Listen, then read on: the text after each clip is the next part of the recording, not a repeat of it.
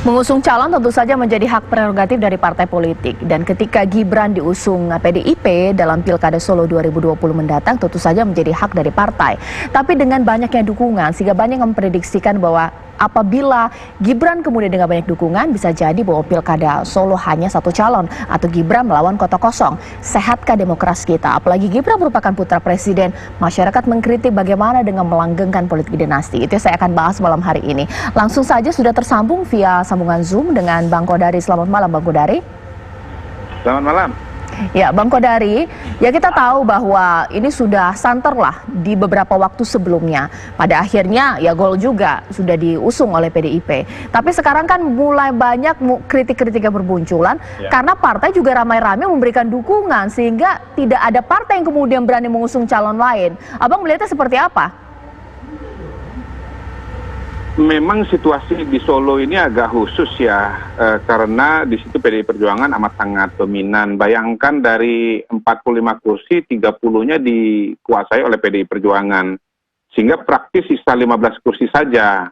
Nah memang dengan 45 kursi syarat untuk pencalonan 20%, 9 partai itu memang tidak mudah untuk terbangun atau tercipta ya. Di bawah PDI Perjuangan ada PKS, 5 kursi, kemudian seingat saya ada Gerindra, PAN, dan Golkar masing-masing 3 kursi, lalu kemudian PSI 1 kursi. Nah kita tahu bahwa di pilkada itu juga biasanya ada kaitannya dengan konstelasi di tingkat nasional begitu. Jadi kalau kita lihat situasi dan kondisi di tingkat nasional sekarang ini, praktis yang tidak menjadi bagian dari pemerintahan itu kan cuma 2 partai saja, 3 partai lah ya. Pertama PKS, kemudian Demokrat, dan yang ketiga PAN.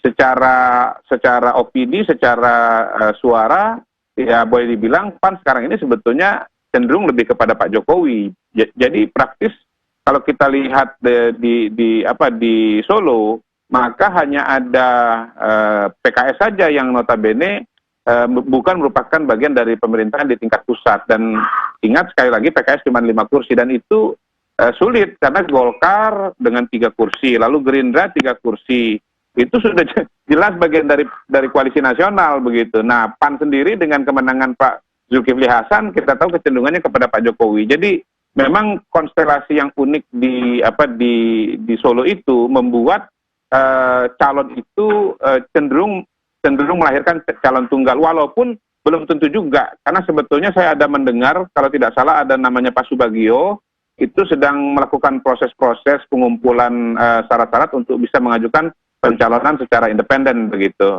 Jadi sebetulnya di luar partai politik juga masih ada peluang untuk calon independen, karena ini pilkada berbeda dengan pilpres di mana semua calon harus berasal dari partai politik. Jadi menurut saya belum bisa dipastikan bahwa di Solo akan terjadi fenomena calon tunggal melawan kota kosong gitu.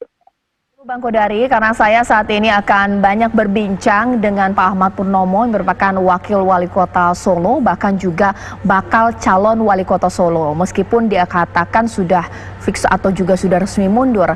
Selamat malam Pak Ahmad Purnomo. Selamat malam. Wah, sudah klimis ya Pak ya. Ini menjadi seakan-akan sosok yang baru ini untuk Pak Wakil ini Pak. Iya Pak. Ya, Oke, Pak Ahmad Purnomo, ini informasi banyak sekali yang berkembang di luaran sana. Mulai dari kemunduran Bapak dalam bursa pencalonan Wali Kota Solo, bahkan juga katanya sudah ketemu dengan Presiden, ada semacam penawaran sebagai kompensasi mundur dari bursa pencalonan. Tapi saya mau dengar suara langsung dari Pak Ahmad Purnomo, silakan. Ya, selamat malam pemirsa TV One. Saya Ahmad Purnomo. Dalam pemilu kada 2020 ini di Kota Surakarta, saya adalah tadinya calon yang diajukan oleh PDI Perjuangan cabang Kota Surakarta. Secara bulat, cabang Kota Surakarta menugaskan saya sebagai calon wali kota dan Pak Teguh Prakoso sebagai calon wakil wali kota. Sudah lama diajukan kepada DPP. Tetapi pada saat terakhir ini, rekomendasinya tidak jadi diberikan kepada saya, tapi kepada Mas Gibran. Hanya begitu saja. Ini realita yang saya hadapi. Legowo Terima nggak, Pak? kasih. Bagaimana? Legowo tidak dengan keputusan ini? Ini bukan masalah legowo dan tidak ya. Sebagai manusia, saya ya, karena ini realita ya harus saya terima dengan apa adanya, begitu saja ya. Ini keadaan politik yang terjadi di Kota Surakarta. Meskipun saya secara bulat dicalonkan oleh PDI Perjuangan cabang Kota Surakarta, tetapi ternyata rekomendasi tidak diberikan kepada saya. Begitu saja. Karena tidak diberikan rekomendasi dari partai, benar tidak bahwa dijanjikan jabatan oleh Presiden, Pak Ahmad Purnomo?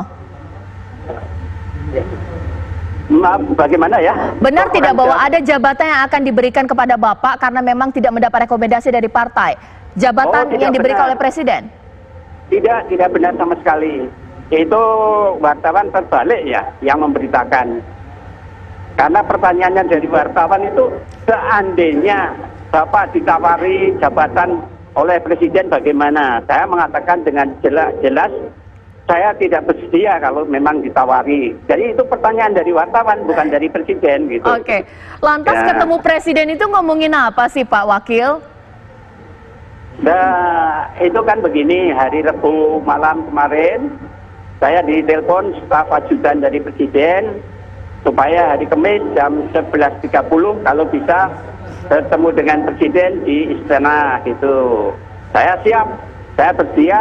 Nah, Kamis pagi saya pakai Lion langsung dari airport langsung ke istana begitu. Dan alhamdulillah meskipun nunggu agak lama tapi Pak Jokowi menemui saya pribadi berdua gitu.